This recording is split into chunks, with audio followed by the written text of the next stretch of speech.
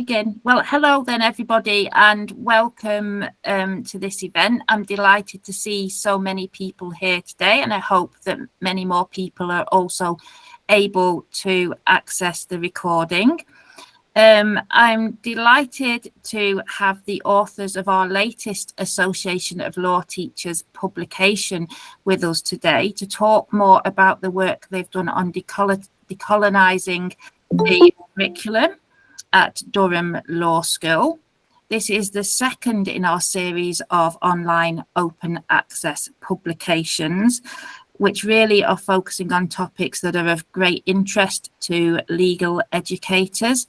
So I'm delighted to have the authors here today, and I'll hand over now for them to present their work. Thank you.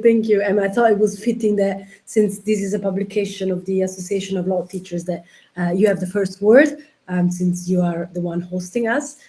So my first word is to thank you. I'm really happy to be here. I won't lie, because this has been work done with our students, and that's the thing that really gives me the more satisfaction. So that's what I'm the happiest about. And while doing the program for this event, I check where everyone is, and it's so rewarding to see what you all guys are doing. So yeah, I thought I kind of, in the organization of the program, I gave myself 5 minutes, so not to take the floor from those who actually did the work. So I thought the best use of these 5 minutes is whether I say one word about the project, and then I kind of give a summary of the headings of the first chapter of this edited collection that we're presenting here. I obviously don't have the time to go in details in each of the topic that I touch upon, but hopefully I can tell something about each of the sections of the first chapter, which is really what do we understand as decolonization. And I thought it would be interesting to give one example of what I personally learned from the research on each of those points, because this is really has really been a learning exercise for me. So I thought I would share what aspects have been really inspiring for me. So to start with, a word about myself. For those who don't know me, my name is Irene. I am Italian and Polish, and I teach European Union law at Durham Law School. And I came into decolonization. I mean, I had a general, interest in social justice, broadly understood. Let's put it that way. But I really knew very little about decolonization before starting this project.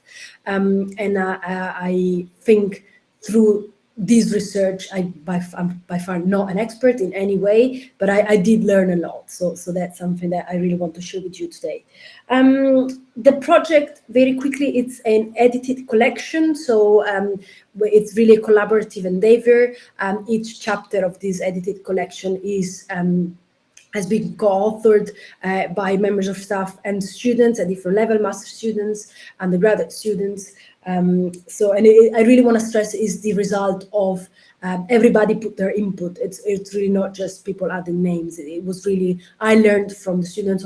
Hopefully the students learned from me. If not, I mean, then we could say I failed to an extent. But there is one introductory chapter, which is the one that hopefully I will briefly touch upon with you today, myself, which is on what we understand by decolonization, and then some general framing. And then there are a number of 3 case studies, one on land law, what it means to decolonize land law with practical example, one on decolonizing climate change law and policy, and one on decolonization of EU law. I'll let the authors of those chapters to speak about the substance of the various case studies, and I'll kick off with the with the introduction. And I, as a policy, I thought I'll be chairing the event, we could say, but I think it's nicer if I let people introduce by themselves rather than me kind of listing a number of qualifications. I think that doesn't really make justice to one's personal path. Also, you don't want to have the white person that takes all the space in the seminar and puts words in the mouth of other people. So I'll just say your names, and then I invite everyone to say to the audience what they think is important about who they are, where they're coming from, what's their positionality, and so forth. So the first chapter, what is decolonization? I'm not here to enlighten you in any way. I can tell you what I understood out of it. So the first section of the chapter discussed what does decolonization mean in terms of the historical meaning of the word, how it's been used in legal terms, and what does it mean, how does it translate when we speak about decolonizing a legal curriculum. So there is a brief historical introduction and then some more discussions on different types of decolonization, decolonization of legal structure, decolonization of language, decolonization of knowledge, decolonization of culture, decolonization of individuals, and so forth. Again, I can't really summarize the chapter, but what I will say is the thing that struck me the most and the biggest challenge when writing this section was that one might think that when discussing decolonization, we're trying to come to terms with the evils of the past and try to undo what has been wrongly done in the past. The problem is that's not really in the past, in the sense that knowledge is still being colonized in our country, in former colonies, in current colonies, and so forth. So it's something that we're dealing with ongoing, and land is still being colonized. So we're not in a free world where self-determination is granted to all people. And I think Sandra's presentation will touch upon that, discussing Palestine and Ukraine. So this is a challenge when you're dealing with such an important and sensitive topic while things are unraveling day by day. So that's what I found challenging when discussing this part. The second section of the chapter discusses the rationales of decolonization. So why should we engage in this type of exercise? And there's obviously a moral imperative, who wants to be racist or who wants to marginalize other communities. So there's that. There is, I think, an ethical dimension to it. 50% of our student population comes from well, maybe not 50%, but a good proportion comes from the global south. A good proportion comes from former colonies. We can't really go on and teach them then, the British Empire was a great legal undertaking. So I think there is an ethical dimension that our salaries are paid by international students. We need to deliver them a global education. But the part that I found more interesting, to an extent, surprisingly to me, because I came through the moral activist route in a way, was how intellectually interesting and inspiring and rich this type of research is, or the literature on decolonization raises a number of very interesting and challenging questions from a purely intellectual point of view. So even if one doesn't subscribe to the moral reasons to do this type of work, I think it's just very, very interesting. I think if one is a good academic and likes, intellectual challenges, that's really something that's interesting to read, because it really shakes the foundation of what we've been taught. And I mean, if one wants to be intellectually curious, I think that's a good place to start. So it really is a vibrant school of thought, and that, I mean, I'm a little bit ashamed to say it really surprised me, because there is a lot of the narrative about decolonization work. It's very much on the activist moral side, and I don't think enough is being said on the intellectual richness of the topic. So that did surprise me, and I found it really enriching. The following section is about, it's probably the thickest, the longest of the chapter, is about the object of decolonization. So what is in need of decolonization? Little caveat, we're talking about decolonization in the UK and in universities. So we're talking about, we're not talking about decolonization in historical sense as the process of people gaining sovereignty over their own land, indigenous gaining sovereignty. So that's already a first distinction to take into account. But understood that The chapter speaks of decolonization of people, decolonization of knowledge, decolonization of space, and then more specific, the decolonization of legal education. What does it mean? So it's a bit of, it goes like this. It starts from the general and then goes to decolonization of legal education. So when it comes to decolonization of people, we discuss what it means, the relationship between decolonization of our staff and student population, and what it means to what's the difference between decolonizing and diversifying. And we discuss also the difference of diversifying and decolonizing our reading list. That's something that you read a lot about. The reading list must be more diverse, blah, blah, blah, blah, blah. So again, very, very interesting for me was to see that the take-home message that we kind of embed in this part is that diversifying, it's one step in a broader project, but it's not enough. So it's not a question of just having reading lists and sufficient student population that are ethnically and racially and culturally diverse, but it's much more than that. It means if one really wants to embrace a decolonized approach, what we understood is one has to engage with why there are such marginalization.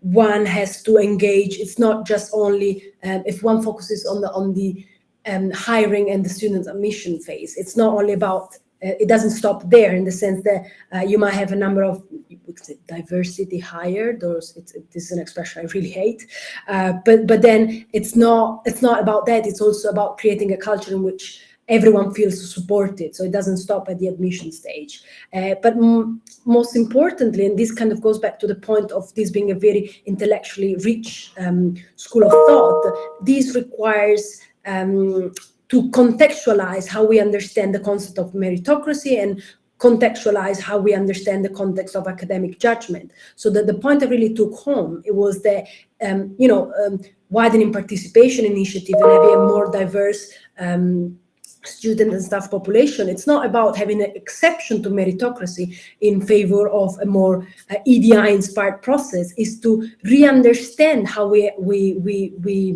conceptualize meritocracy. What does it mean to have a meritocratic approach, and then to value skills that people belonging to underrepresented communities, so to say, might have because of their own histories. And the same goes with reading lists. It's not about putting a couple of black women on your reading list. What I understood is really about understanding why we should have such a diverse reading list, and how do we judge who deserves to be on the reading list, and what do we consider good literature and not.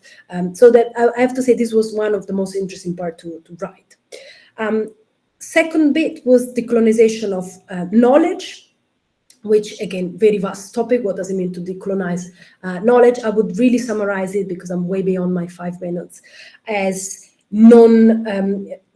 do not establish a preset hierarchy among sources of knowledge based on their geographical provenance and on their historical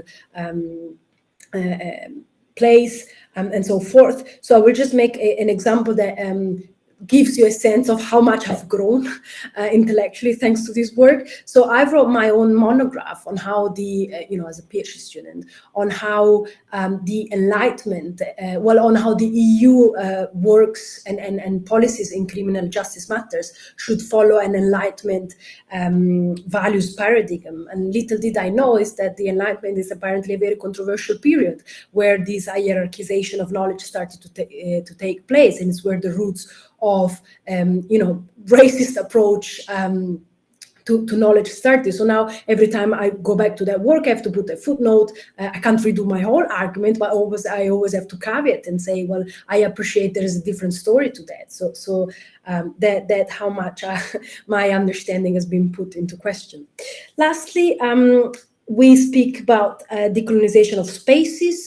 Spaces intended also a relational concept. So spaces as in what relational context is teaching delivered? And I think the take-home message is that there is a natural hierarchy in educational spaces, in the sense that you have a teacher and a number of learner, and ideally the teacher would have bit more expertise than the person that are being taught. But what is important is that this natural hierarchy does not have to exacerbate pre-existing hierarchy, and that students already might feel marginalized because of their origins and background. They don't have to further suffer from these existing hierarchies. And I think Asta's presentation will discuss a bit more in detail what some good examples on how this cooperative type of learning can take place.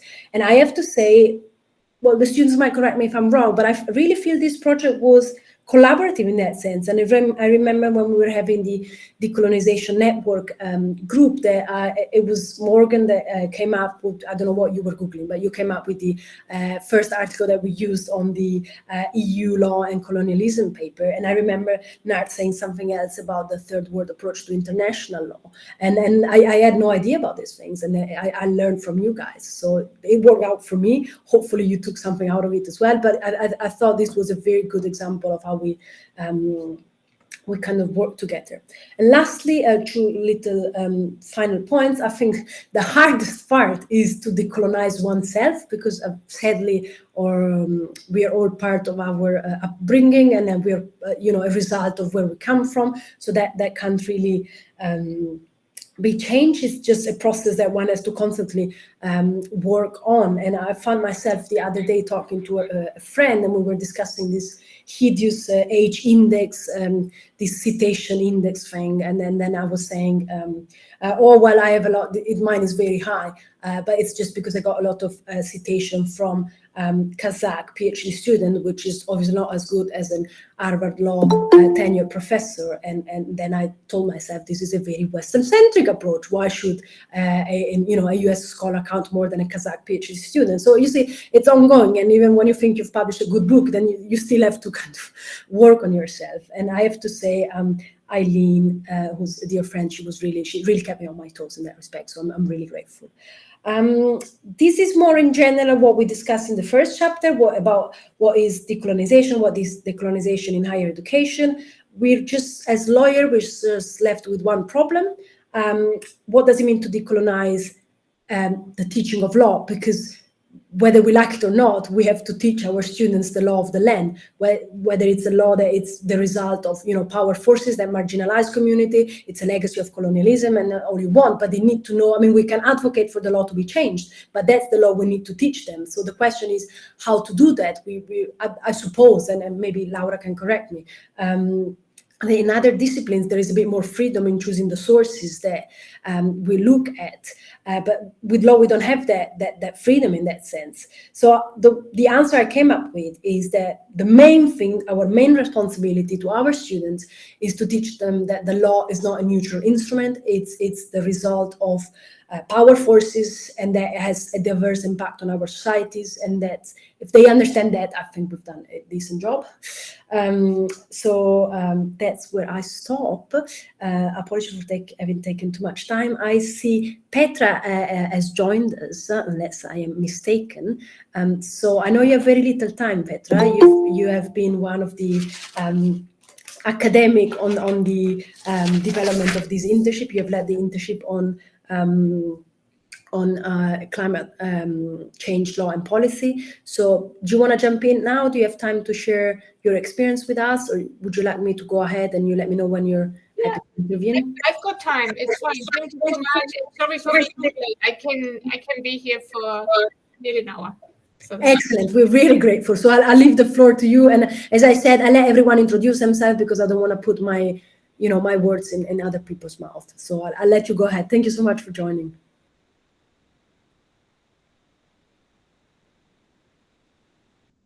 Did you want me to speak now, Irene? Because I have time. I don't want to change the... No, you're in the right time of the program. Okay. You're meant to speak after me, so that's perfect. So sorry. So my name is Petra Winnerov. I'm professor of international law at Durham Law School, and I'm also the director of the Center for Sustainable Development Law and Policy. And I can see Asta here, and Asta and I work together on this project. And I mean, first of all, I would like to congratulate Irene for this fantastic initiative, for making this all happen, for bringing this together, because it's always one thing to start it and to have the energy at the beginning, but to then really push through and have a publication, bring everyone back on board, and there are new plans for in everyone's lives, but you've really contained the energy and made this happen. So congratulations. And I mean, this is just so important and also very timely. And maybe I can share some thoughts around, you know, the SDG implementation and the sustainability agenda here as well. And I think this fits in very well with that, because the university has also signed the Race Equality Charter. And as part of that promise that is inherent almost in the signature of this charter is a race equality action plan. And part of this action plan is also, you know, to look into how do we decolonize the curriculum and our teaching approaches and so on. How can we learn across the different faculties? Because I think there have been similar projects across other departments as well. So I think this is absolutely important. So very much congratulate everyone who's been so deeply involved with this.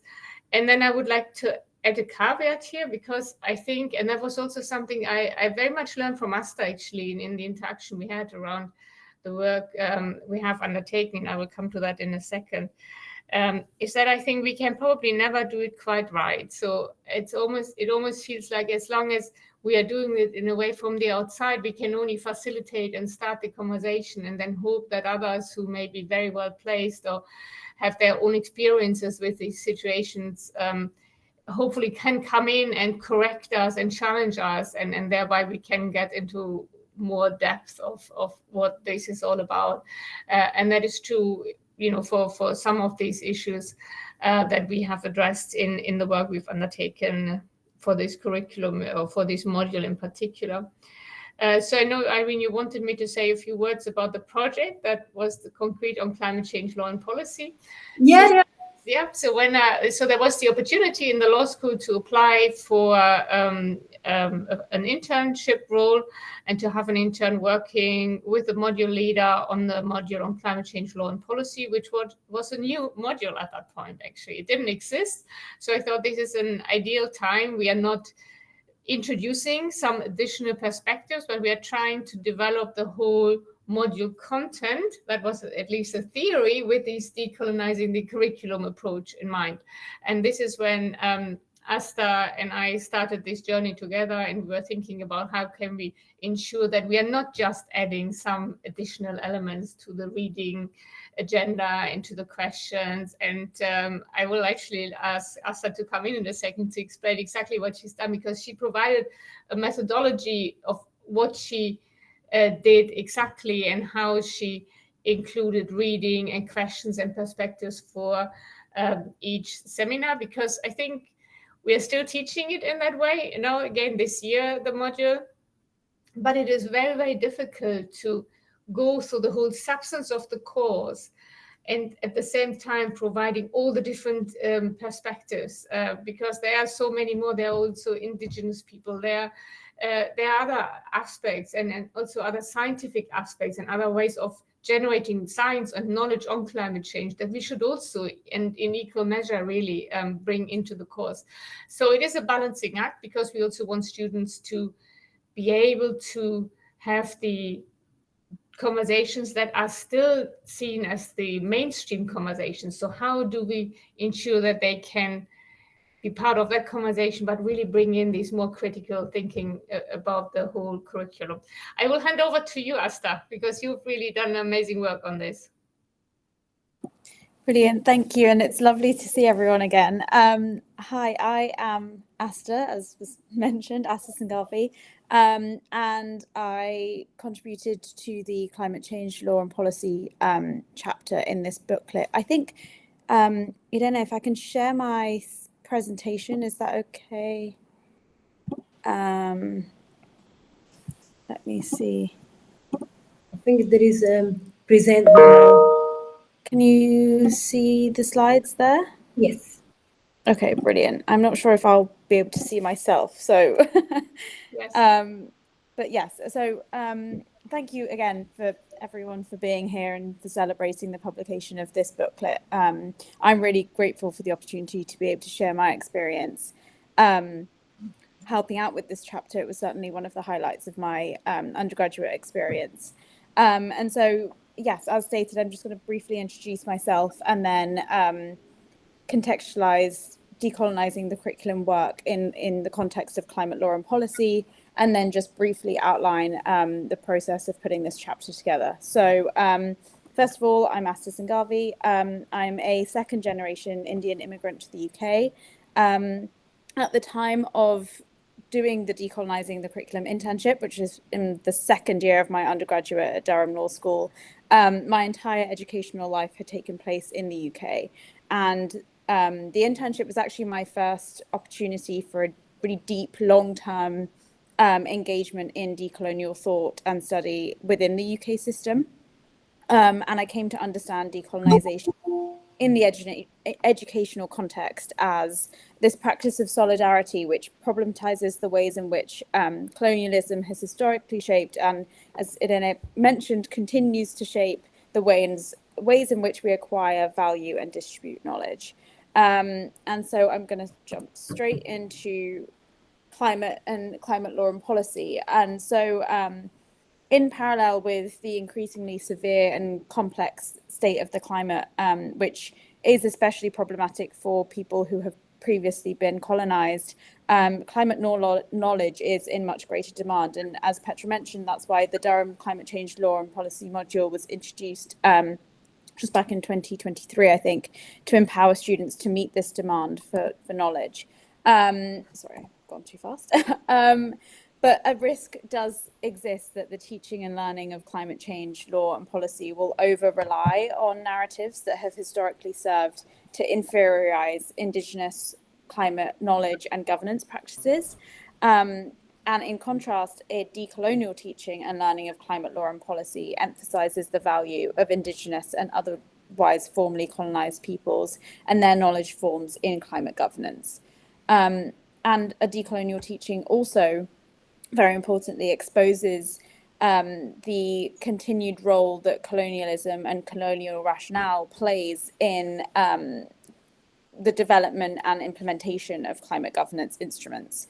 And so a bit more of a decolonial comprehensive teaching style really would encourage students to adopt a more critical mindset when evaluating the efficacy of climate governance. And Petra's already mentioned, but this internship took place in the run-up to the introduction of the module, which meant that we had the really unique opportunity to actually create something from the ground up that adopted a decolonial approach. And it should be noted that this was quite a unique approach, not only in Durham, but looking broadly at climate law and policy modules offered by universities at the time. In the initial stages of my research, we found that really very few programs offered by other universities at the time did more than just vaguely refer to the importance of understanding the socio-political context of climate law. So we were really trying to do something new with this module, but we also had to start from square one. So I started just by looking at how the global perspective was conceptualized in the classroom at Durham Law School as a whole, and what might need to change for the purposes of this module and our hopes for it. And what I determined at the time is that Durham appeared to follow what has been termed the accommodation approach in some of the literature on this subject, which is where there's a really well-intentioned effort to include marginalized and global perspectives into the curriculum in most classes, but there's very little opportunity to interact or evaluate those perspectives. Which just leaves open the risk that you'll, leave unquestioned the perspectives that you are learning and some of the misconceptions or stereotypes that they may continue to disseminate, that actually the explicitly colonial approaches to pedagogy use to legitimize certain knowledge over others.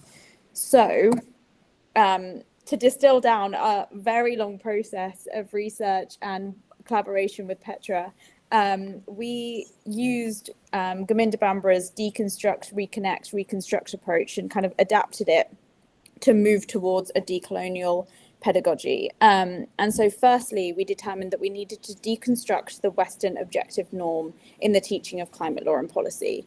And this was quite simple almost looking back, in terms of we just argued that we needed to make students explicitly aware of the need to decolonize the teaching and learning experience of climate change law. We wanted to go beyond just that mandatory first seminar about which refers to the importance of doing so. We wanted to make it clear that in every single seminar and even in assessment, students were to engage with decolonial approaches to climate. And they could do that by referencing readings, as has been mentioned, but readings that are placed on the same kind of level as those which are otherwise seen to provide dominant perspectives.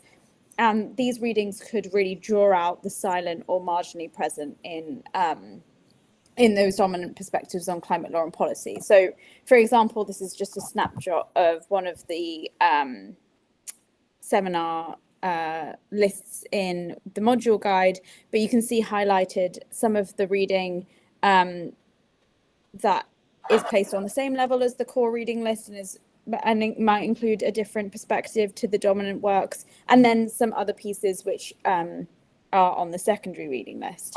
But as Irene has mentioned, we need to go beyond just including things on the reading list. That doesn't do much more than the accommodation approach I mentioned earlier. And so to really move towards a decolonial approach, I really wanted students to be able to critically and actively engage in the perspectives that were present in the classroom.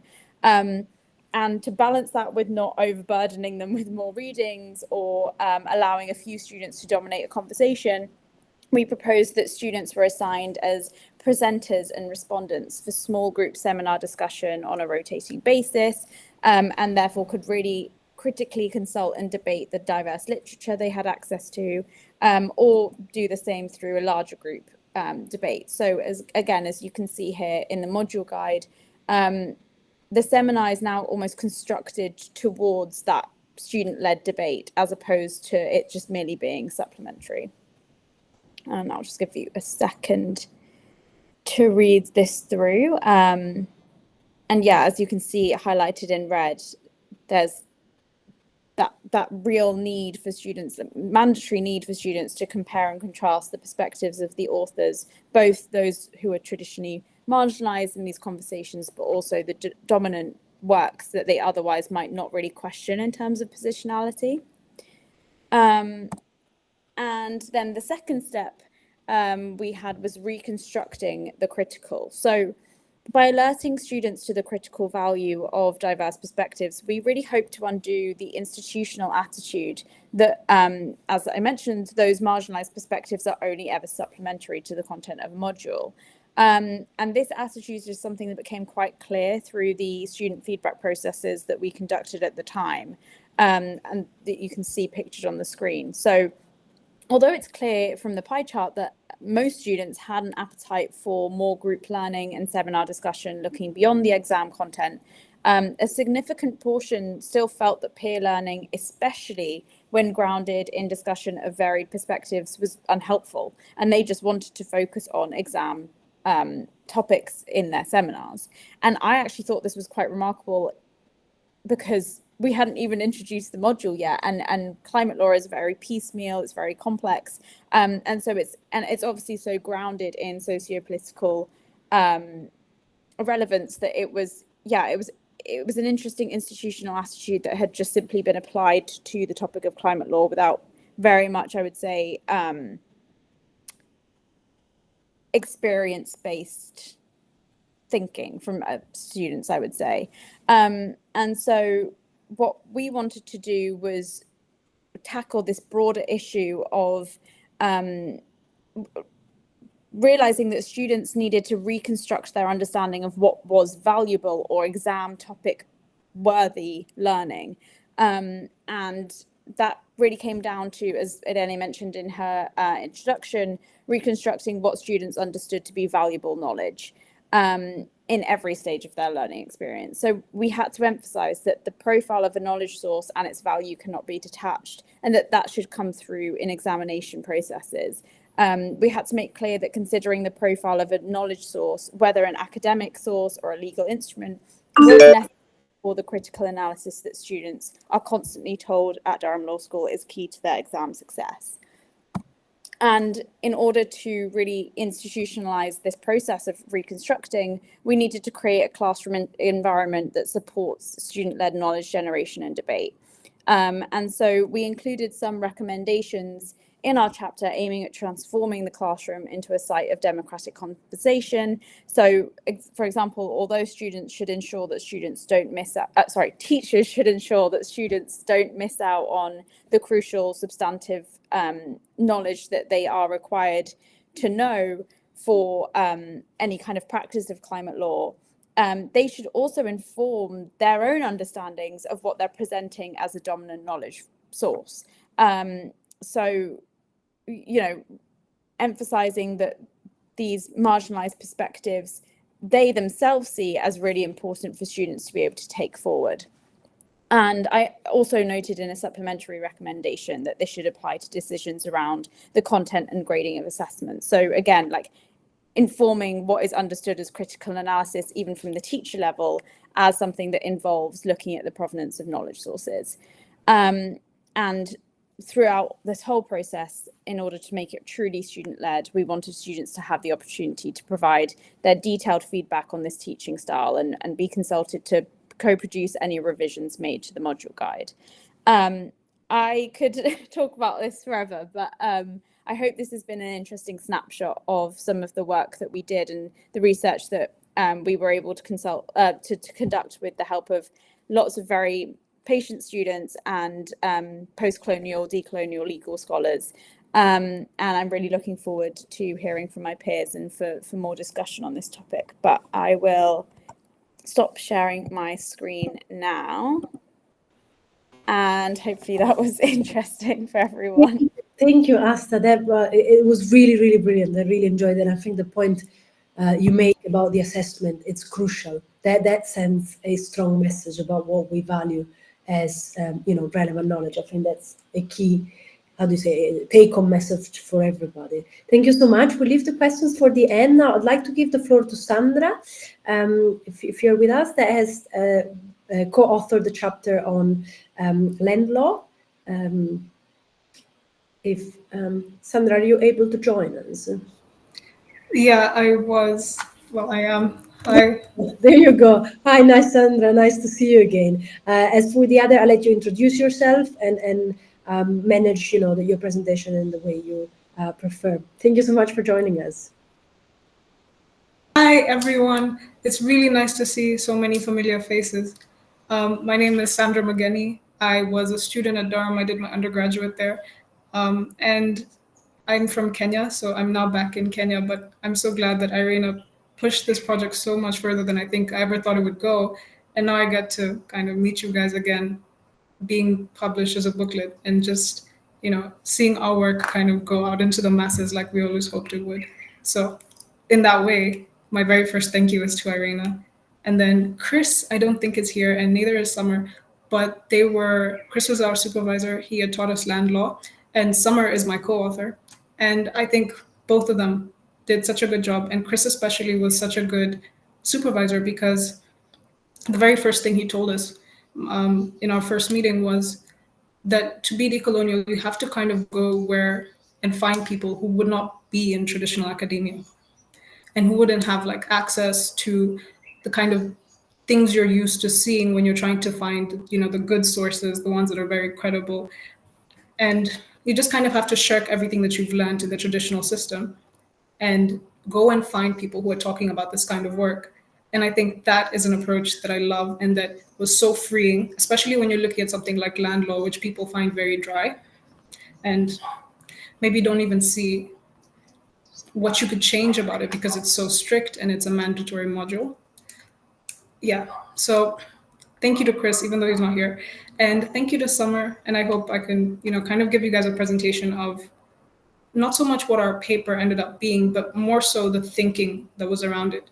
Because behind that paper was a lot of discussion of hegemony. And so most of what I'm going to tell you guys about is hegemony land law and how that has impacted quite devastatingly the rest of the world, specifically UK land law. So first thing first, what is hegemony? Hegemony is about the dominant the ideas of one dominant group dominating all other ideas, but it's also about those ideas being presented as being in the interest of groups lower in the hierarchy socially. I look at hegemony through Antonio Gramsci mainly when we look at land law, because it sits in this place as part of a superstructure that supports Western states, especially in exercising their power. When we talk about decolonization, you have to look at colonization as a project, as an endeavor that was being done not just economically, socially, politically, but in every facet of life. There had to be something that was supporting that expansion into other places and the actions that were undertaken almost across the board in Europe to support that project. And land law, I find, has transformed in order to support that colonial expansion. And that never goes away. And the systems that supported colonialism have not gone away. Those systems are our media, our academic institutions, and religious institutions as well.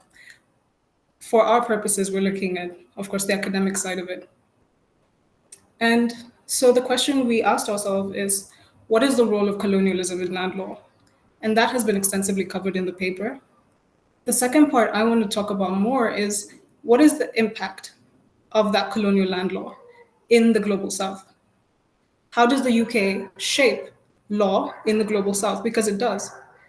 And yeah, and is that uniform? Is it fair? Is it equitable? Is it just? And how is that happening? Because I think in most UK universities, or at least the education I got, didn't really expand beyond what was in the UK and beyond the kind of positivist thing of what is the law? How does it apply? What are its exceptions? Give me a case, give me two. Because it's land law and it's very traditional. So I want to just use two case studies. The first one being Kenya. I think Kenya is a good example of how something that Arian said already, hegemony and just having one dominant idea of what land is can flatten and kind of remove some of the complexity and nuance that is in land law. So Kenya pre-colonially had no idea of privatization, individual land law, or even the idea of conveyance, that you can sell land at will. Land was not an asset, it wasn't a commodity. It was something that had a lot of spiritual significance. It was something that was seen as an inalienable right that was kind of given to you by God, and something that was representative of your culture, your tribal identity, more than it was of any one asset or what it's now seen as. After colonialism, or even during colonialism, came this feudalism essentially, where people were forced to pay tax, introduced to the idea that land was something that held value and was something that they were not using, in the lock-in perspective, they weren't putting it to productive use, and therefore they'd lost the moral right to have it. After colonialism, most of those laws remained. And in fact, in Kenya and in Zambia and in many African countries, you'll find an almost one-to-one replication of UK law. And in that one-to-one replication, the only thing that's changed is that actually that law has expanded. Whereas before, it only applied to European settlers. Land privatization has now become the name of the game. Most land in Kenya is privatized. Community land still exists as a concept and in some areas, and it is protected. But what shifted most dramatically was the notion of land. Land was something that you had to use economically. There was a land rent, land rate. It was now seen as like a finite resource that you had to selfishly protect. If not, it would be given to someone else who could put it to better use. The second case study that I want to look at is Ukraine and Palestine. Not so much in a conflict sense, but in the sense of those two conflicts represent that more complicated idea of land. Land not as a commodity, but as a means of getting national and cultural identity. In the Palestinian case, you can even make an argument that it's about land as a gift from God. And because one war is seen as justified as defensive, and the other is seen as kind of roguish and a horrible mistreatment of another country, you get the international system behaving in two completely diametrically opposed ways. One country is sanctioned, and of course I'm talking about Ukraine and Russia. In the Russian situation, you find Russia being sanctioned, being scolded by international institutions and all of the dominant states and most of the subaltern states as well. In the Israeli situation, where you have a genocide essentially happening in Gaza, you have reticence, you have almost no consequences for essentially the same conduct, if not worse conduct on the part of Israel. And it's essentially because on both sides, Western states have allies behaving in two completely opposite ways. One ally acting defensively, the other one acting aggressively. And yet you see that superstructure, those academic international institutions, creating the justification for the law to change how it behaves. When it comes to hegemony, that contradiction is part of the process. That contradiction is basically a reminder to all states who are lower in that hierarchy that your best position in the global system is to be very close to the countries that are shaping our reality, that are shaping our law. Irene has already mentioned this, but fundamentally, what hegemony is trying to show, and what we're trying to show about land law, is that even though it feels like it's been going on forever and it's the way things are supposed to be, all of this is a construction. None of it is innate to any of us, and none of it has appeared because of some really sound logic. It's more so an exercise of power, and it's something that has been cemented because it's been done over time. These things don't really go away, as I think Kenya shows, because almost everything we have is a direct line to colonization. So how do we decolonize? How do we fight the hegemony that exists in every facet of law, but really strongly in land law? I would say the best way to do that, and I think what we make a case for, is that you have to create alternative resources. You have to create a way for people to come to those conclusions on their own. First, not to just ask, what is the law, but also to ask why, and to really take nothing for granted in the teaching of land law. The various aspects of land law that I think have a more economic and especially social importance that is glossed over, and emphasizing that social and economic importance and political, in the political way that it exists, because Gramsci was a socialist. So there is a political aspect there as well.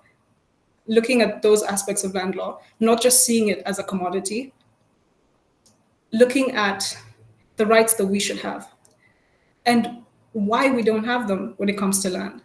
That's also something that we argued should also be looked at. When you look at social housing, low-cost housing, the way that capitalism is incentivizing this feeling of finite resource and commodification of something that we all need.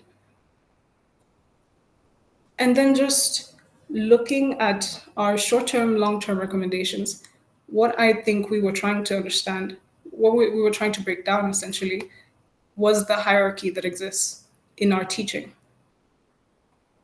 Students are very grade-oriented, exam-oriented, and preparing spaces for them, providing spaces for them where they can move away from that type of thinking and just solely engage in the why, whether it's in tutorials or in seminars or in separate forums, would create what Gramsci called those alternative institutions that are only focused on challenging colonial narratives in land law.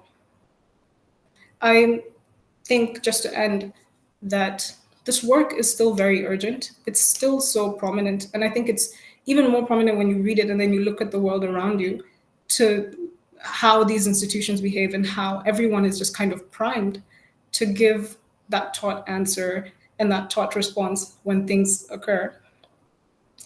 And I think if we properly try to get students to engage more in the why question, especially with land, you would create students who are more prepared for a global world and how the world globally is dealing with land law and just law in general. And students who can more meaningfully, I think, contribute to decolonial efforts and the efforts to build a more just and equitable world. Yeah.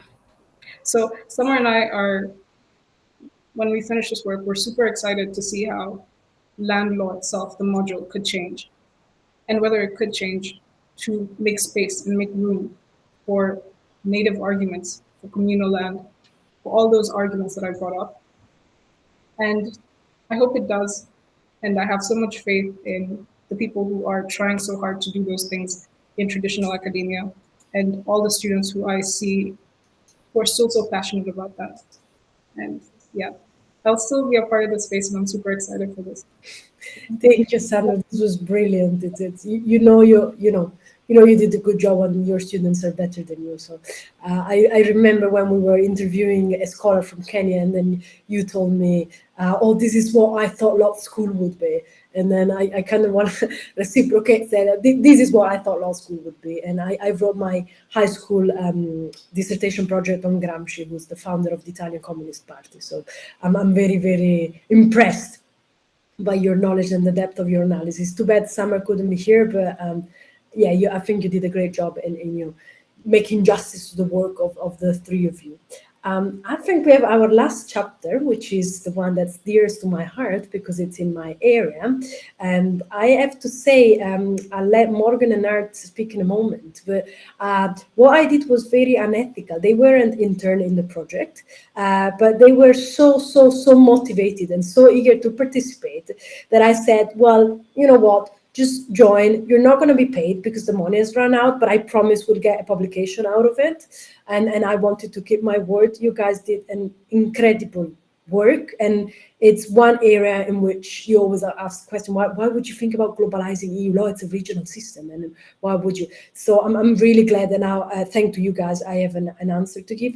I know there is the other intern, Miranda, who took part to the project. I know she's online. I won't be, a jerk and ask her to show her face, but thank you, Miranda, for the work you've done on this. And I'll give the floor to, I think, Morgan, you're speaking first, and then Nart, but thank you so much. Hi everyone. My name is Morgan.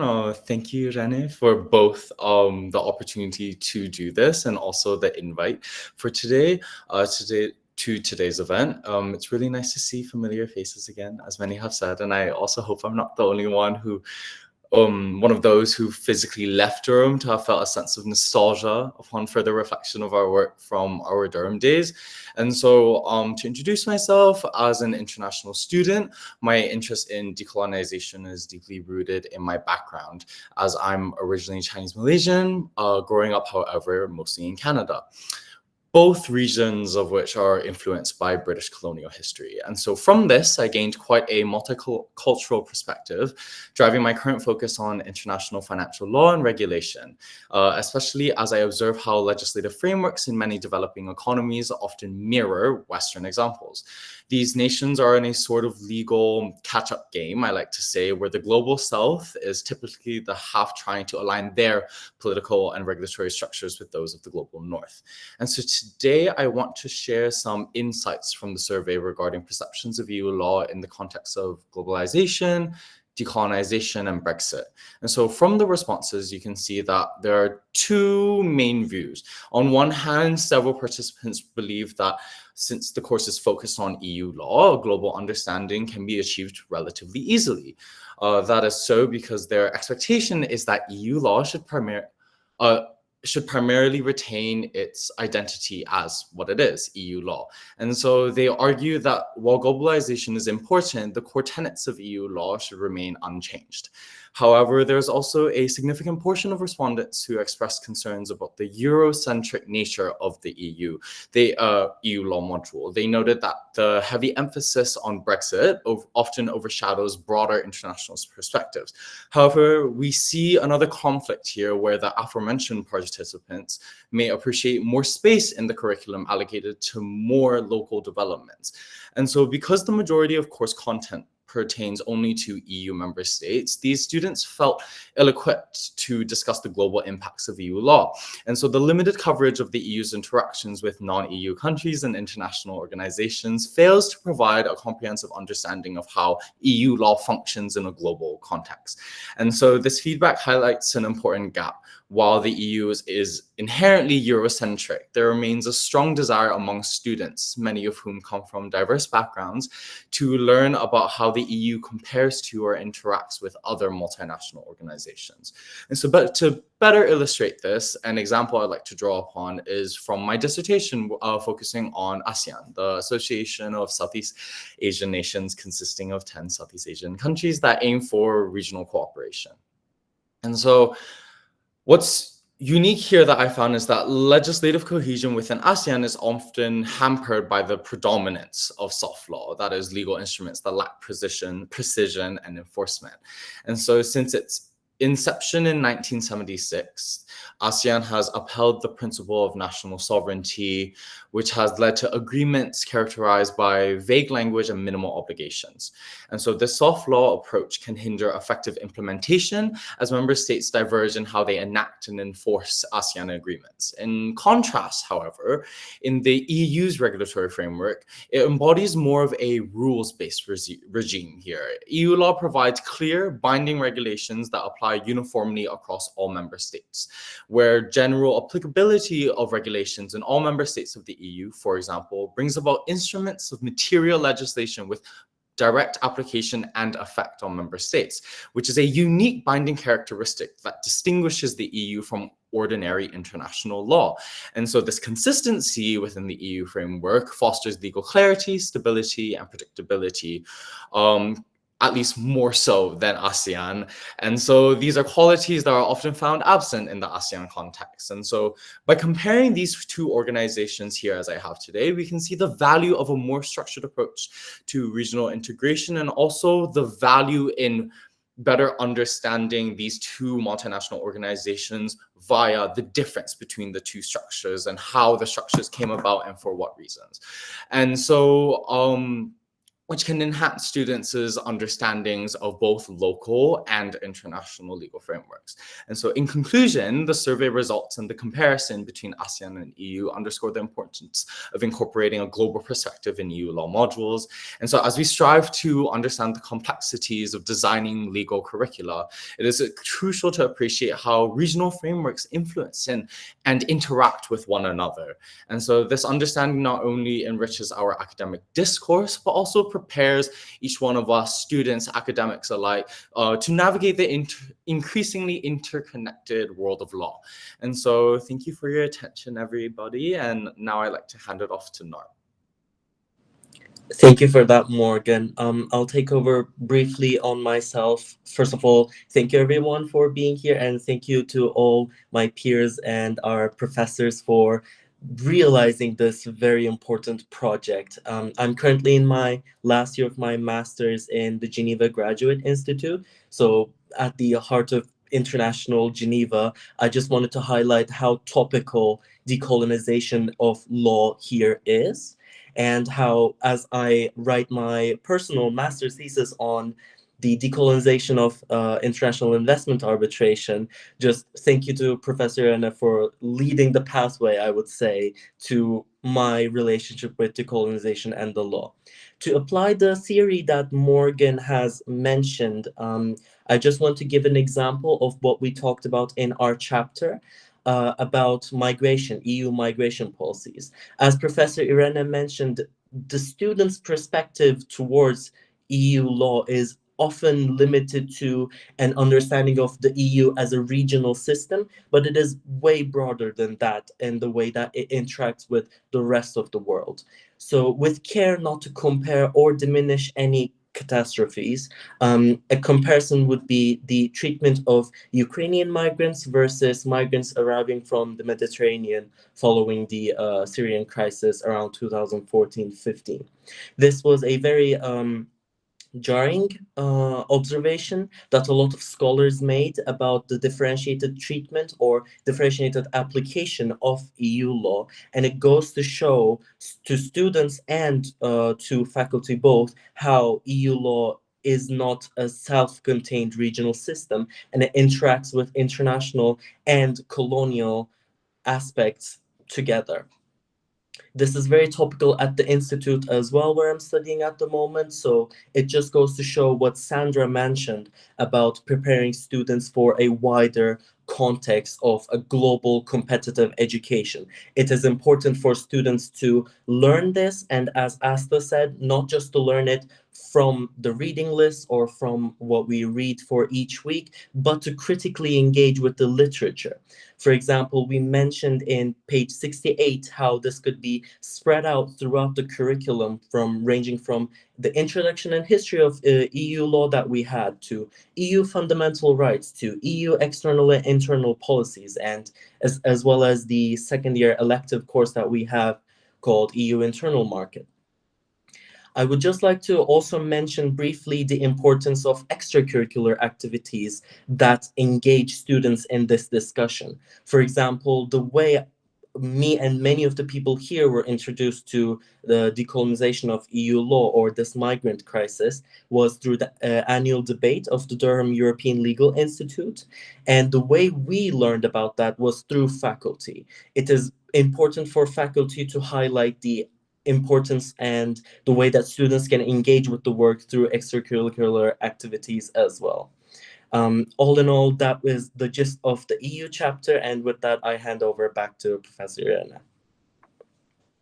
Thank you, Nat. Thank you so much. Thank you, Morgan. I think you provided really very, very good example of how there is really scope within the EU law course to have a more global perspective. And I think we understood decolonization in the context of EU law as a relativistic, de-Westernized approach as well. So thank you so much. Nat, you didn't pick up my suggestion to do this with a Swiss accent, but Nat is a great impersonator. Unfortunately, that is way more difficult to mock than a Southern American accent, so I didn't get the chance. Okay, I apologize to the audience for this inside joke, but that kind of shows how close the cooperation was. But I think I have a huge responsibility on how to shape the EU law courses next year, because now I can't really, hide behind there's no research being done on this area. So thank you very much. I think this was a very good example on how we can have a broader global approach to the teaching of EU law. We have invited very, very highlight experts to comment on our work. So I don't think you want to hear from me. I'll first leave the floor to Eileen and then to Laura, and we're really happy to hear any sort of constructive criticism or avenue that you might want to suggest on how we bring this work forward. And as for everyone else, I'll leave you and introduce yourself so you can decide what is important for us to know about your personal and academic history. Thank you so much. Eileen, the floor is yours. Yeah, thank you so much for inviting me to this panel. It's such a joy to read the publication. It's such a joy to hear you all speak about the topics that are obviously very, very personal and that you are very passionate about. So yeah, it's just a joy all around. Sego, Bosho, and Ani to all. Before I start with my comments, I want to take some time to acknowledge the land that I currently reside on. So I am a student at Queen's University, and I live in a beautiful waterfront city in southern Ontario. And you may know this through its English name, which is Kingston. But it is first and foremost known as Kadarokwi in the Mohawk language, or Garanokwi in Ojibwe. And this means a city where the mud or clay can be found. It is the territories of the Anishinaabe and the Haudenosaunee, but it has also been the homes of the Mississaugas of the Credit and the Algonquin, and is also currently home to various individuals from other tribes all across Turtle Island. So I'm grateful to be able to live, learn, and play on these lands as an uninvited guest and settler, and to call Kadarokwi my home for the time being. So a little about myself and my positionality and where I am coming from. I am a proud Javanese Indonesian. I was born and raised in Surabaya, which is in East Java. I was at Durham for my LLB and my Master of Jurisprudence, and I'm now in the final year of my PhD in law at Queen's University. While I grew up in Indonesia, my experience in education has been mostly in colonial institutions. I was unfortunately one of the many victims of the International Baccalaureate program um, during my high school days, sans my choice and better judgment. And I'm currently also a research associate for an interdisciplinary project that's called Toppling Monuments. And it looks at how colonial heritage narratives affect the health and well-being of Indigenous and racialized minority communities in Cataraqui, Ontario. So I don't have many substantive insights to offer. I think Irene just asked me to look into it because she knows that I love complaining and I love looking at things. But I thought it would be quite an interesting point to maybe talk about my own personal experiences from a comparative context. As someone who is neither from the UK or Canada, but has lived in both of these spaces, right? So, first of all, I want to say that the issues that have been raised in the publication are things that I wish I had access to when I was doing my undergraduate degree at Durham Law School. There are a lot of qualms with the degree, but I also had some amazing time as well. But I guess I won't be amiss to say that the law school program, the LLB program, was very much structured in such a colonial way. I remember my first ever tutorial in legal skills when they asked us to look into a case, and there was a lot of Latin, and it was in very inaccessible English. And they talked about principles that were very Eurocentric, very monarchy centric, which again is to be expected as we were in the UK. But I did not see many, I would say, alternative perspectives presented, right? And I take alternative in a very double quotation manner because saying that means that we are looking at them from the Eurocentric lens, which is, again, problematic in its own way. But I did not see myself and my culture and my beliefs represented. And so it's absolutely wonderful to see this publication and to see students and educators and scholars really questioning what has been given to them and what has been presented as truths, right? So I guess I'll speak a little bit about the institutional context in Canada and the UK. In Canada, I've only been here for, I guess, 3 years now, and things are still lacking. But there have been so many movements that are, and this is the important part, led by Indigenous communities that's calling for truth and reconciliation between Indigenous Canadians and the Crown.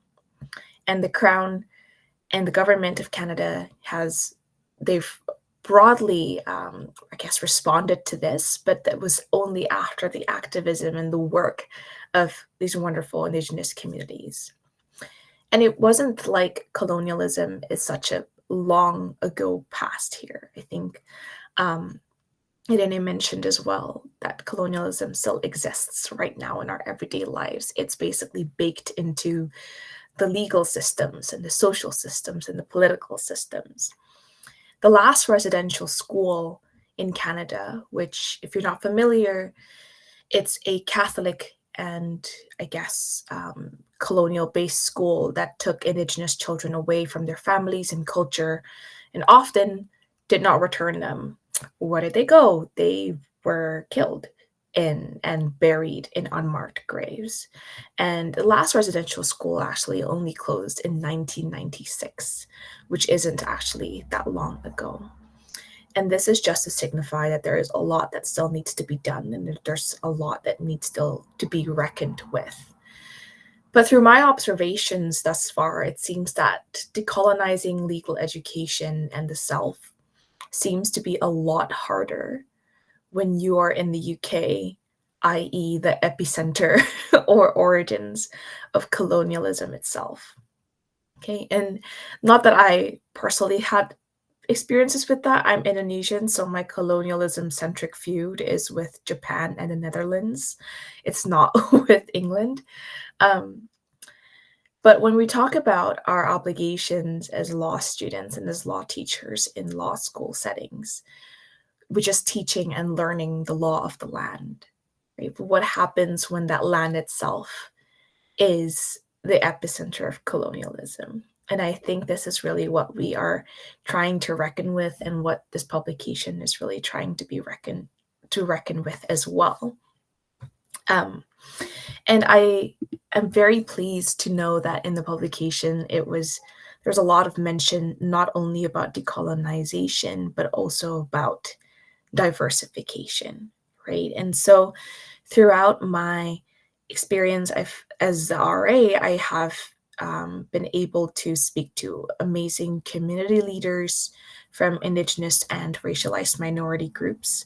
And through this, they've asked a question that I really never really thought of before, which is what is left after decolonization, right? And this is why the concept of decolonization, such as what you've done, needs to be paired with something more, which is, in this case, diversification. But I also want to mention that perhaps it could also be paired with indigenization.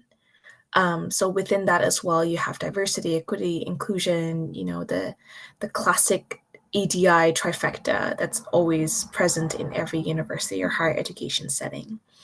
But not a lot of people, especially in the UK, think about indigenization. And this is perhaps just a given because there's not Indigenous groups in the UK similar to how there are Indigenous groups in Canada or in New Zealand or in Australia or in the US. But this is also something very important to take into account, and perhaps could be included in next iterations of the publication. And within that, we also have to consider whose perspectives are we promoting, right? So one of my colleagues, Lindsay Burrows, she is an Anishinaabe legal scholar, absolutely wonderful. And one thing that's really stuck with me is she mentioned that there is a huge difference between Indigenous law and Aboriginal law. Okay, so this asks us the question of, from whose perspectives are we indigenizing and diversifying? Is it from those diverse individuals as to how they are viewed from a colonial lens, i.e. Aboriginal law, or is it from how they see themselves and how they exercise their daily practices, i.e. Indigenous law? And we also need to recognize that different groups and communities have very different approaches, needs, and requirements. So the concerns of an Indigenous group, let's say the First Nations, would be different from my own personal concerns and personal needs and requirements as a Southeast Asian woman, right? And that would also be different from my partner, for instance. He is South Asian, right? That would also be completely different as well. And so taking into account that when we are talking about diversifying and indigenizing as well, that we are not just lumping people together into one neat group and then saying, okay, well, it's them, it's the other versus the colonial empire, right? And I understand, like, it's so hard to do that and to respect the individuality and positionality of each group and their own requirements. But again, maybe second edition, that could be incorporated. And I think I have spoken for a bit too long, but I just wanted to say that this collection of papers is an incredible and wonderful step. And we're absolutely right to celebrate and disseminate this. And I'm very grateful that it's now being put forward on the Association of Law Teachers website, free for all. But we also need to take it a step further and get further to work right? We are in a privileged position where we are in positions of power, educated positions, where we can make true change. And so I think that's very important for us to recognize and to appreciate. And that leads me quite nicely to a final concluding point, which is our own personal journeys. Throughout our law degrees, we have, I think I speak for everyone to say that we have dealt with a lot of unanswered questions, right? What even is trusts and equity? How did I pass it? But of course, will also be substantive unanswered questions. But while these are important to consider and think about, I'd also argue that as teachers, students, and lifelong learners, we should also focus our attention on unquestioned answers, whether they come in the shape of common law, statutes, lecture notes, citations, readings, authoritative figures, right? We should question those answers and see where that takes us. So congratulations, everyone, on this fantastic publication. And I look forward to seeing what comes next. Thank you so much, Eileen. You're inspiring, more and more inspiring every time that we speak. I think the perspective you brought in, I think you really are in a privileged position living in Canada, that we could say, I mean, classification means nothing, but it has a foot in the Western world and then the first world, but it's still dealing, living on colonized countries. So it really gives you a unique perspective. So we're really, really grateful for you to have brought that into the discussion. I've already praised you with all our students, so I think you would receive a number of emails if I circulate your email address. But thank you so much. It's really nice to see how much you've grown and how much insight you can bring to this type of discussions. Thank you. I am very eager to see what Laura has to share with us. I left you as last because I really wanted to have an outsider perspective. We're all, a huge proportion of us on the call are lawyers, but I really want to know if what we're doing is transferable in any ways, whether it resonates with anything that you've been doing in the business school. We share the same challenges, different challenges. So I think we're perfectly within time. What I'm going to do is I'm going to share my screen with the slides. And Irene, I would like to try with my okay. slides. Yes, Okay. yes, let's try that. Then give it a go. And then Yeah. I know I can do it for Yes, myself. it works. Yes.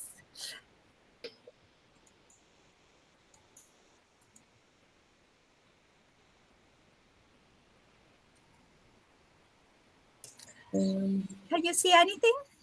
Yes. Yes, brilliant. You do. It's Yes, wonderful. brilliant. I think if you just click on the Like, bottom full screen, say again? if you click on the bottom full screen, then we can see the whole, or you just can click and get the slides moving. That's we can see perfectly fine. Okay. Might be this one. Yeah. Okay, if you don't mind, we start with this version. Everyone can see enough? Yes, perfect. Yeah. Fantastic. And, being the last speaker here somehow posed me at a disadvantage because so many inspirational, interesting ideas have been put forward. And, but hopefully by sharing the experience from the business school, I can add something to this incredible discussion. So many congratulations on the publication of the volume and also on this event, which has given us so much food for thought to continue on this endeavor of decolonizing academia. And my name is Laura Marziliani, and I'm a panelist here, especially because I'm the EDI lead for Durham University Business School. So I've been the EDI lead and also Decolonizing the Curriculum lead at the business school for now more than 3 years. And as Irene, I didn't come directly into decolonization from, something related to very directly to my research or teaching, but intellectually, I was very much, on the same direction because my background is in environmental public economics. So all issues related to social welfare, redistribution, impact on equity were really on my street. So I was so happy to get to do something impactful in terms of decolonization. So Durham University Business School responded to the call of Durham University back in 2018-19, and we started our journey at faculty level. So this is also another perspective that I'm bringing to this panel. I want to bring the faculty perspective and how everything at the business started with the involvement of the faculty, in particular the EDI leads here. What we see at the business school is that a high percentage of our staff and students are very ethnic diverse, and therefore you can understand that some of them see themselves as the product of colonialism, and we thought that the topic of decolonization needed to be addressed in a setting such as the business school. However, at the same time, we were also presented with colleagues who didn't have a critical understanding of what the decolonization meant, and therefore what we strive to do in a very functional, operational way was to start with bringing together all different definitions of decolonization and come up with what I define an operational definition of decolonize the curriculum at the business school. And that is what we came out. So we recognized that our teaching and learning was somehow influenced by norms and cultural issues from the global north. And we wanted to create space in our disciplines, in particular accounting, economics, finance, management, and marketing. Those are the departments within the Durham University Business School. So we wanted to somehow create a dialogue and also give some practical guidelines for including, and that was the key word in our sort of journey, to include more perspective, knowledge, and practices from the Global South. And the end game for us was, again, a very operational objective, that was to design a toolkit that would have guided colleagues to implement the decolonization practices in their modules.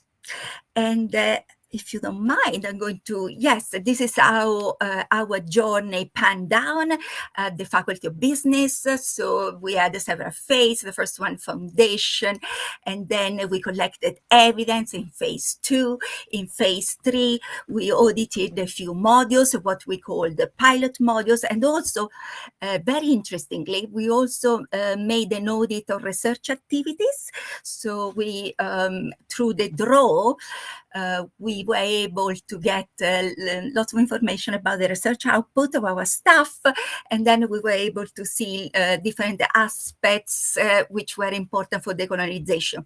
And the reason for that is that throughout the business world, also Durham University, we strive to achieve a research-led teaching. So we thought that also a conversation around decolonizing research had somehow to be addressed. And then last year, we designed the toolkit, and this was launched in the summer of 2023, and it was recognized as the best practice by Durham University. And this year, we are at the stage where we are disseminating the toolkit. We are monitoring and auditing the effectiveness of the toolkit, and of course we are updating continuously with new information and resources. Yes. So yes. We only see the first slide. Have you changed slides yet?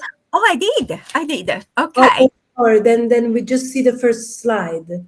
Okay. It's method because your speech is very engaging, so we can follow anyway. But just to highlight you that we still see the first slide. You know what?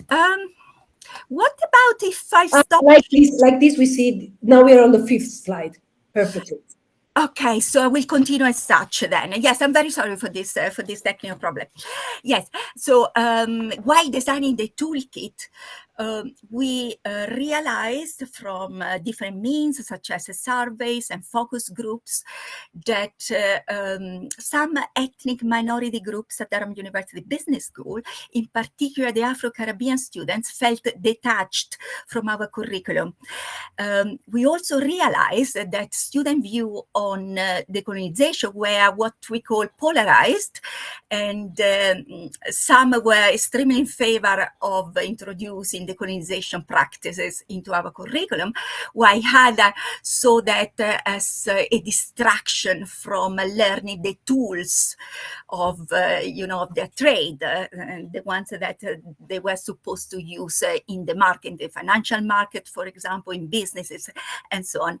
And therefore, staff were also worried about that. I mean, we know we're always strict in terms of resource times.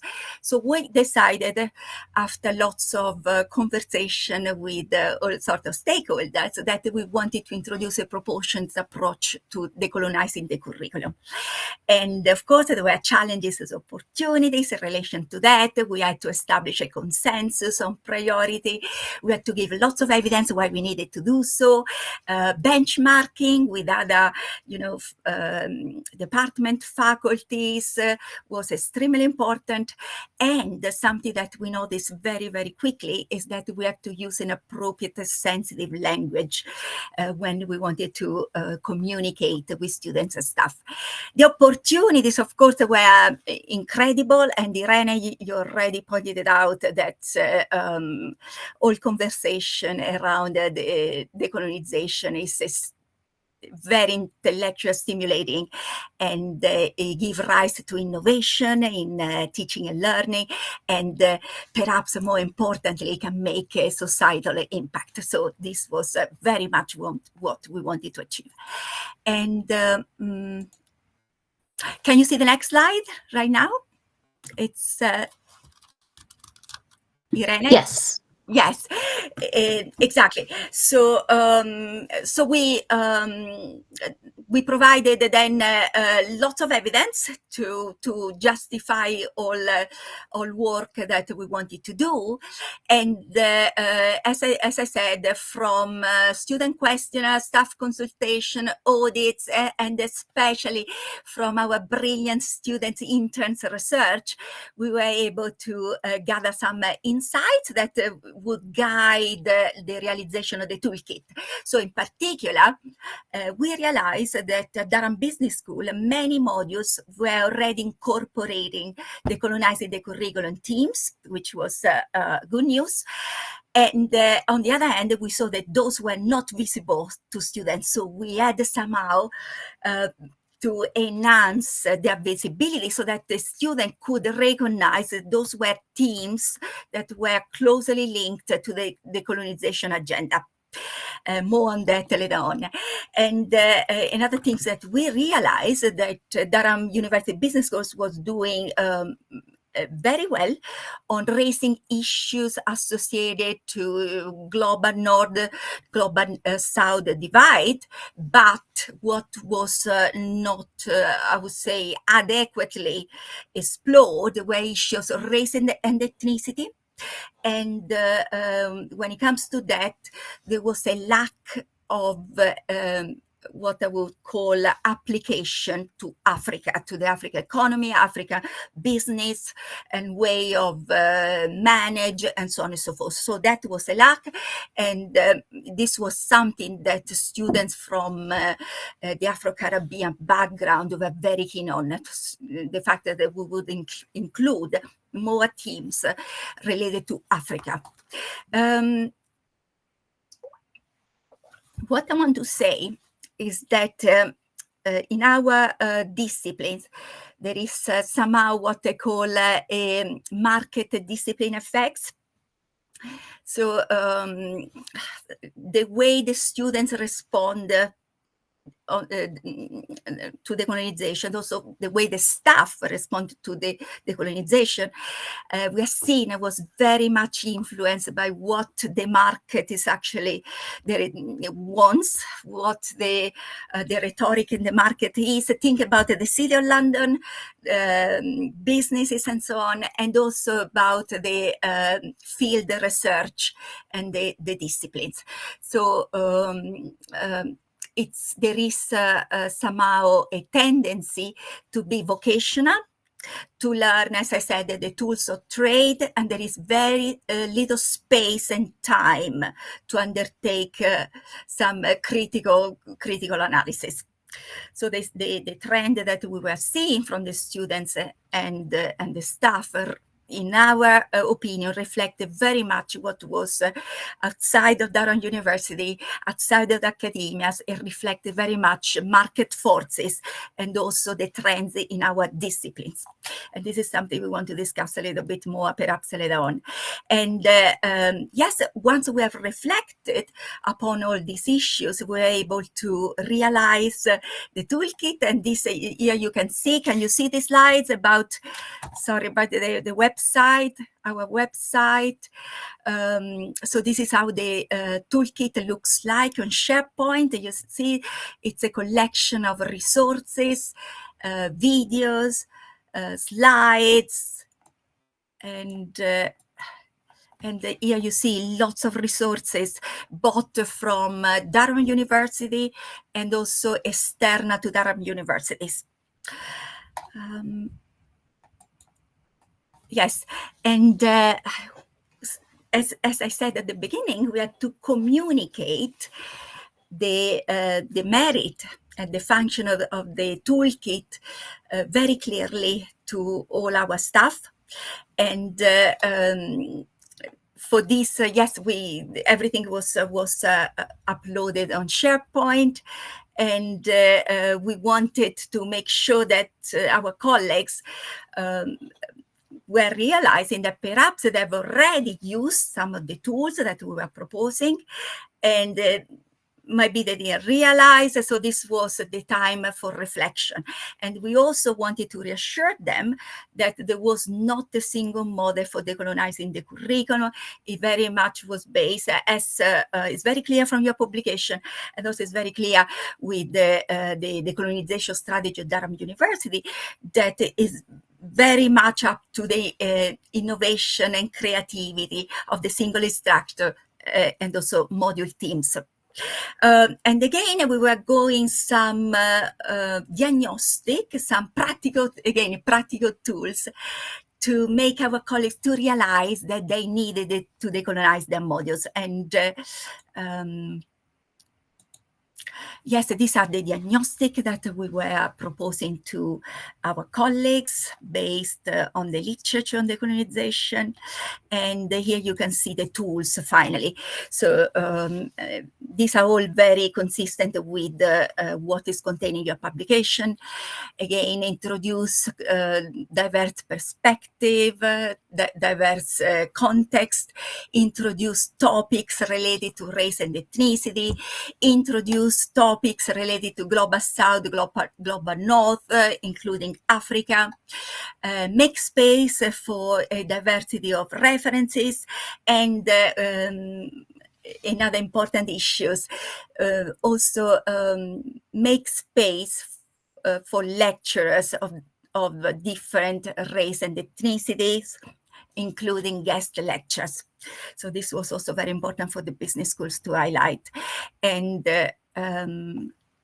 Again, as I said, everything was in terms of functionality, operations, and we propose a decision tree for instructors, and they could go through the tools that we proposed, and they could assess by themselves or in the module team whether those tools were already included in the program and module.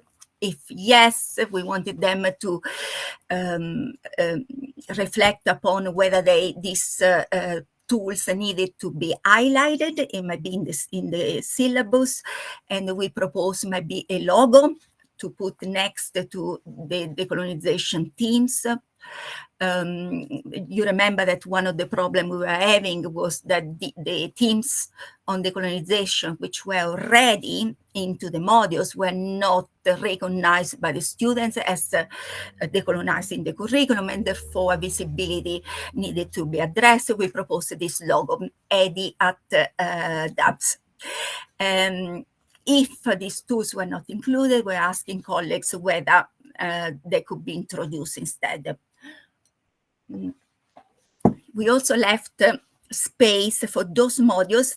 Think about pure mathematics and statistics, or dealing with data analysis or calculation, so on, where there was not enough space to introduce issues that were pertinent for decolonization. So we also allowed, the eventuality that some modules did not have the opportunity of the space to include any decolonization items. And another thing that I thought was very interesting from what we did at the business school was that very much we wanted also to guide managerial decisions. So not only the individual instructor or the module teams development of the curriculum, but also managerial action. And I saw that in your publication there are lots of suggestions for those actions as well. So we suggested different strategies, and one of them that I saw also in your publication is set aside fundings and other resources for decolonization, target ethnic minorities, colleagues to apply for positions, and so on and so forth. So this to me was particularly interesting. And I thought the faculty deans and faculty in general could be really pivotal in implementing this managerial action. So just to give you a summary, to recap, our toolkit, it proposes in a very practical, operational way, as I said, and if you like, also redacted, a way to introduce relevant issues to the debate on decolonizing the curriculum, but also to the Race Equality Charter, all the work that underpin the Race Equality Charter. And at the same time, we wanted a proportionate approach so that it addresses issues of student staff concerns about trade-off, and also the issue of making our decolonization activity visible to the students and the staff, and also other stakeholders at large. And then we suggest an individual module approach to decolonizing the curriculum. And we also want that research can incorporate the decolonization issues, so that the research-led teaching that we pursue at Durham University include is truly decolonized from the ground. As I said, the self-reflection approach is the way forward for the business school, but this should be encouraged and monitored by the management teams. And as I said, we really highlight the role of managerial somehow intervention for realizing the decolonization agenda. And here there are some topics for discussion, but I want to go straight away, since my time is finishing, straight away to the a very quick comparison that I want to make in terms of the Durham Law School and the Durham Business School approach to decolonizing the curriculum. So what I saw straight away from the publication were the student comments, and they struck me to be very similar to the student views of Durham University Business School. So I think this was already raised during the discussion today. Our students somehow feel driven by exam results, and also by what I call the market forces. And they feel anxious about gathering and grasping the tools of the trade. So for the business school, this could be mathematical statistics, econometrics, so things that, yes, there are applications that can be made in relation to decolonization, but lots of time during the module must be spent in knowing how to do calculus, how to analyze data, and so on and so forth. And therefore, that's what one of the suggestions that I saw in your publication that also we made in our reports is perhaps we need more contact hours, again, to develop this critical understanding of all these issues. I also saw as a similarity that you also adopted a module-specific approach. You also gave lots of practical suggestions for embedding decolonization into modules, which was also our approach. What really struck me from your publication was that in about decolonizing the legal education curriculum, there are what I would say a large number of references, while for decolonizing business school, the references are much fewer. There is a new guide from the British Academy of Management that has just been published in August 2024 with contribution from one of our dean, Professor Martina Sliva, and that will be a sort of seminal work for decolonizing business school. So I saw very much that difference. You have a larger body of literature to base your reflection upon and your work upon. So that was very impressive to me. And I also saw that your approach was somehow much more deep dive that at the business school. And I think this comes also from your discipline. You are the master of analyzing concepts, and that was very well reflected in your publication. So well done in that you were able to bring all these aspects of this extremely complex concept of decolonization into your volume, and still using them to operationalize in some sort of suggestion for law school modules. So that was a fantastic endeavor. Well done. And one difference that I saw when I was looking at the different approaches from your school and my school is that perhaps my school had a more of a top-down approach in terms of guidance and training, and while yours was more from a discipline point of view. And yes, of course, there must be some guidance. And for us, the problem was how do we balance this kind of top-down approach with the innovation and creativity that instead have to come from the individual module leader. As you explained very well in your volume, decolonization means inclusion of different perspectives, different approaches, and this absolutely, this diversity, this inclusivity has to be nurtured. And when it came to implementation, I saw that there were again lots of similarity between your approach and the approach of the Durham University Business School. You, as us, you have this sort of bottom-up approach to implementation that comes from individual instructor and teams, because we wanted to foster initiative, creativity, flexibility, academic freedom as well, if you like. And at the same time, you're also proposing some sort of policy or recommendations so that the managers can implement to make the decolonization agenda to come alive, right, in certain mode. So overall, I would say there were lots of similarities between the two approaches, Durham Business School and Law School, and I would be delighted to continue our conversation in the next step of our decolonization endeavor.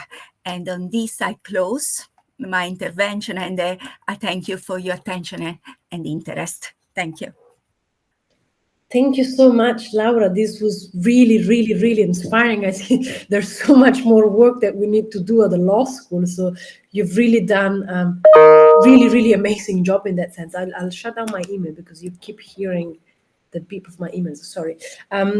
Yeah, no, I'm a bit taken aback because I was taking notes of discuss with EDI lead on this, set lunch with Laura, put this on SharePoint. So it was really, really.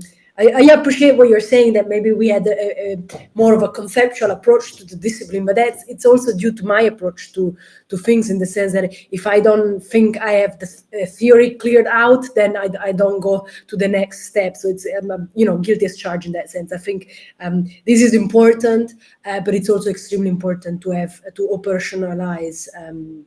And I think Aline mentioned this as well. What's the next step? So this is all good and nice, but how are we gonna progress? So one thing that struck me from what you were saying is the visibility element. So that you felt it was important to highlight that this was expression of a decolonized approach. And I've been reflecting upon that. I think there are a lot of colleagues doing this type of work in the law school.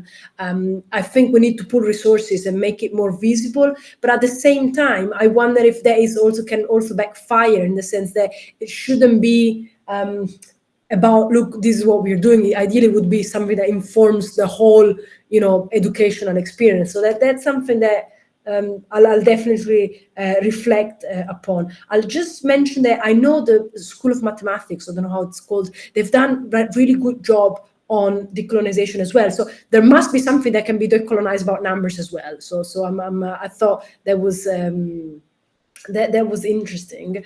I think we've been here quite long, so I don't want to drag the discussion. I think everyone it's really tired. I'll just launch this question to the audience, but can also be like something you take home. We don't have to reflect it here. What really keeps me awake at night, if you want, is this challenge that kind of goes back to what we were saying. Can you decolonize numbers and everything? So we're teaching UK law to these students, and then a number of them, want to act as solicitors. We have to prepare global citizens, but we also have to equip students with finding a job. And then there is also I see also class elements to these. I mean, those are. It's very interesting and important to prepare our students to be global citizens, but people come out of the law school and they want to have a job and they want to pay their rent. Not everyone has the luxury to keep reflecting on things. And I think we have a responsibility towards them. So how do we do that? How do we reconcile between teaching the law of the land and having a critical and decolonized approach? And I think this links to what you just said, Laura. There are some courses where this is harder. There are some courses where this is easier. But I think we can learn from economists that, to me, already seems a bit farther. And maybe we can all learn from mathematics what they're doing about this in a subject matter that seems kind of far away. And that also links to what was my discipline, because we got pushed back in why would you decolonize EU law, which is inherently a regional system. And this also links back to what Eileen said at the beginning of her speech, that you were reading this case with Latin phrases. You'll be happy to know that also Italian students complain about the Latin that they have to learn when we take history of law exams. So this seems to be a widespread problem. But equally, I see your argument, and I would hate to read those cases. I'm not a UK lawyer, but equally, one studies in the UK and you have to learn the law which is applies here to be able to apply for bar later on. So I'm not expecting from answer. It's 5 to 5. I need to, run to nursery and pick up my twins. But I think this is really something that we should keep reflecting on. Let's put it this way: what different shapes does decolonization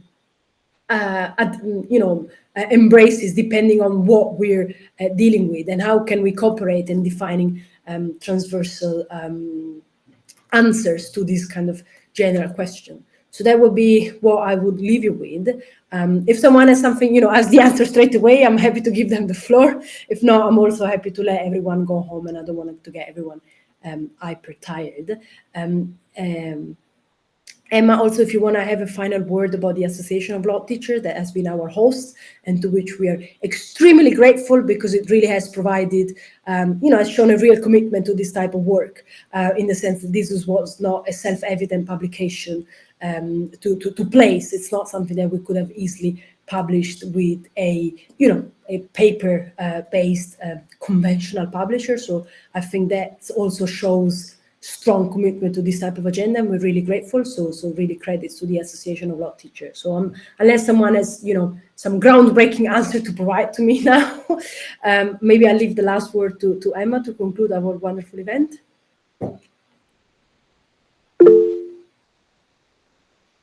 Thank you so much. Thank you on behalf of the Association of Law Teachers, but also just on a personal level, because I found this afternoon really inspiring, and I learned a huge amount, and it's something I want to take back and talk about in my law school, and I suspect others here will feel exactly the same. So just a huge thank you to you all, because your level of insight and your thoughtful approach has been led to an exceptional publication and an exceptional event. Thank you.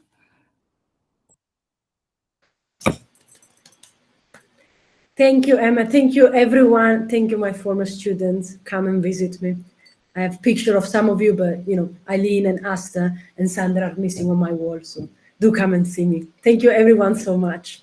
Thank you so much. Thank you.